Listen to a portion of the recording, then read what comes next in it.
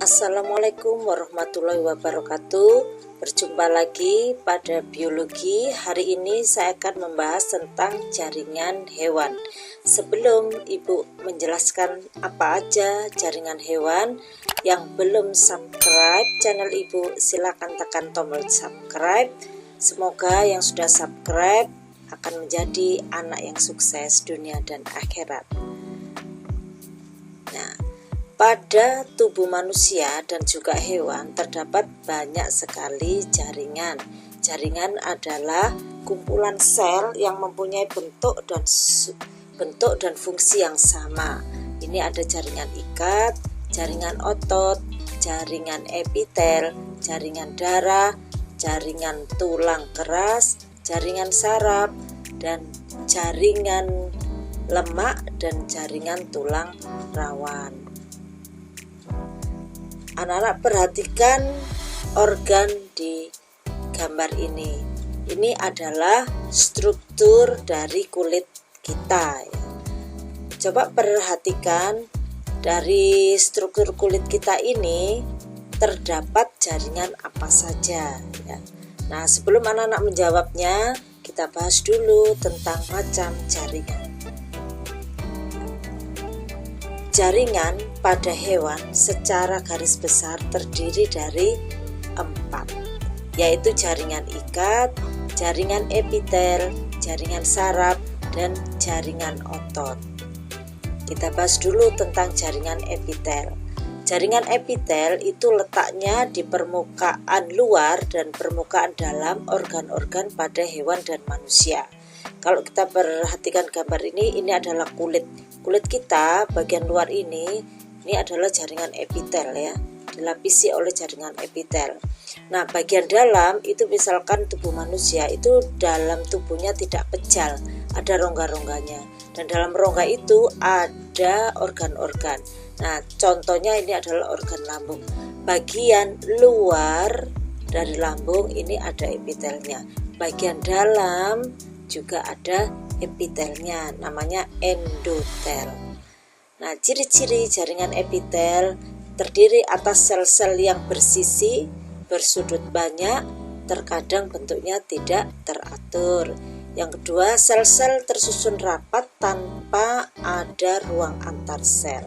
Yang ketiga, memiliki daya regenerasi yang tinggi.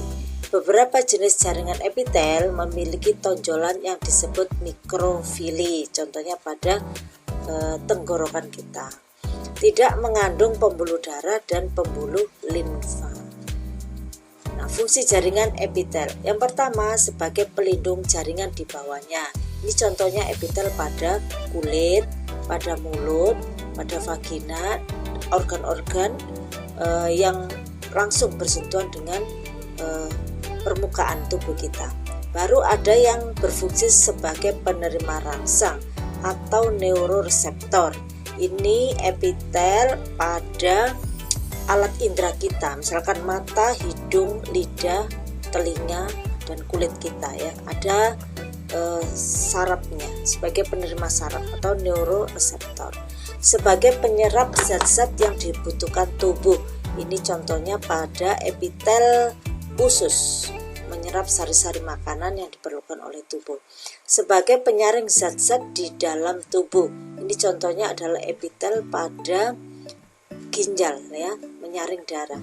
Baru sebagai jalan pertukaran zat, ini contohnya adalah epitel yang terdapat pada alveolus di paru-paru. Selanjutnya berperan dalam proses sekresi, mengeluarkan zat, misalkan air mata, ludah, baru itu keringat ya, kelenjar keringat. Jadi epitel yang melapisi bagian-bagian yang bisa dikeluarkan.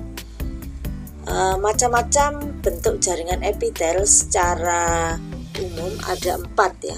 Ada epitel bentuknya kubus, ada bentuk pipih, ada bentuk batang atau silindris, dan ada bentuk transisi. Ada juga yang epitel yang fungsinya sebagai epitel kelenjar.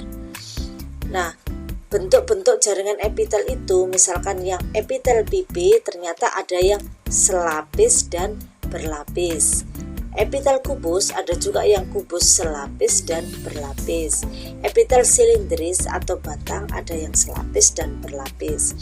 Epitel transisional, epitel kelenjar ada yang kelenjar eksokrin dan kelenjar endokrin. Nah, kita lihat contohnya di mana jaringan epitel pipi selapis ya. Di gambarnya ini jaringan epitel pipi, dia selapis aja. Ada inti sel, ada membran sel, dan ada membran basal, yaitu ini yang melekat pada jaringan di bawahnya. Nah, contohnya terdapat pada pembuluh darah, ruang jantung, kapsul Bowman pada ginjal, dan alveolus pada paru-paru. Epitel pipi berlapis banyak ini biasanya terdapat bagian dari luar tubuh kita ya, contohnya pada kulit, vagina, dan rongga mulut. Ini kita lihat ini pipi dan berlapis-lapis ya.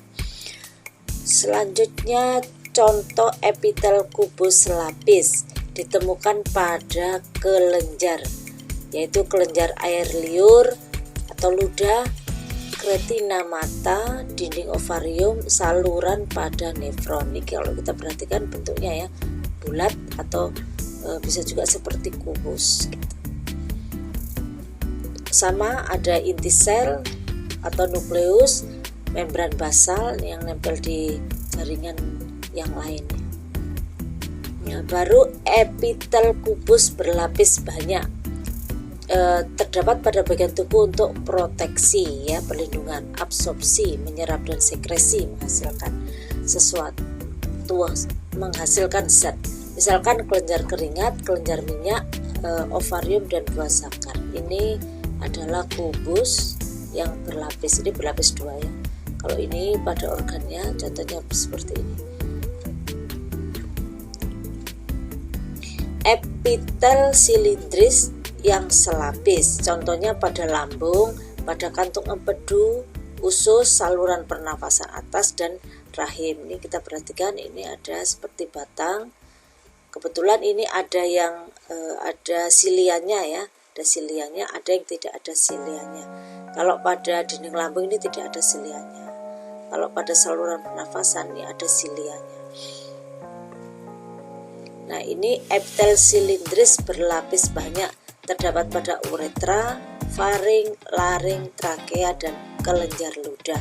Kita perhatikan ini bentuknya silindris, ada berlapis-lapis ya. Ini juga silindris berlapis-lapis.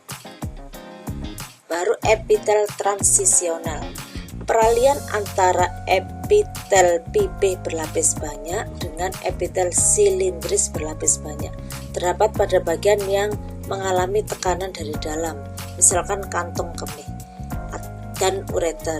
Nah, ini misal kandung kemih ya, kandung kemih seolah-olah dia ini berlapis-lapis epitel. Nah, kalau kosong, tapi kalau dia penuh dengan urin misalkan, dia akan membesar sehingga yang kelihatannya berlapis-lapis itu dia menjadi satu lapis saja. Nah, seperti itu disebut transisional. Nah, kita bahas tentang kelenjar, epitel kelenjar. Ada dua ya, kelenjar eksokrin dan kelenjar endokrin. Nah, kalau eksokrin dia menyalurkan sekret atau zat hasilnya ke permukaan tubuh. Contohnya kelenjar ludah, kelenjar susu, kelenjar keringat, dan kelenjar ludah, ini sama ya. Terus kelenjar endokrin menyalurkan sekretnya ke aliran darah atau limfa. Sekret atau zat yang dihasilkan berupa hormon. Contoh kelenjar gondok, kelenjar adrenal. Kita perhatikan ya, kalau kelenjar eksokrin itu dia punya saluran pembuangan. Contohnya kelenjar keringat, kelenjar susu tadi ya, kelenjar ludah. Nah, kalau yang endokrin ini terputus, dia tidak punya saluran pembuangan khusus. Nah, kalau dia menghasilkan sesuatu, misalkan hormon, akan dialirkan ke pembuluh darah dan beredar bersama darah. Nah, anak-anak, demikian pembahasan kali ini hanya tentang jaringan epitel ya. Untuk jaringan selanjutnya kita bertemu lagi. Assalamualaikum warahmatullahi wabarakatuh.